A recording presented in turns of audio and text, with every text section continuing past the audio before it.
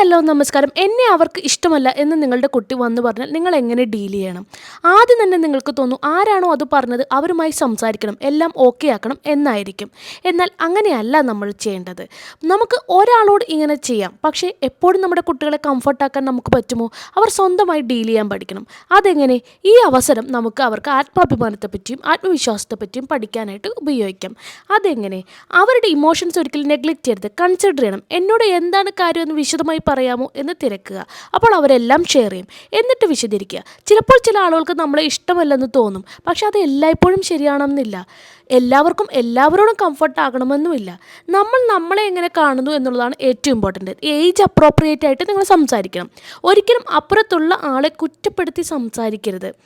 അവരോട് പറയുക, നിങ്ങളെല്ലാവരോടും കൈൻഡായും സിൻസിയറായിട്ടും പെരുമാറൂ. അപ്പോൾ നമ്മളോട് ഇഷ്ടമുള്ളവരൊക്കെ നമ്മളോട് ഇഷ്ടത്തോടെ പെരുമാറും. മറ്റുള്ളവരുടെ ഒപ്പീനിയൻ അല്ല ഇമ്പോർട്ടൻറ്റ്.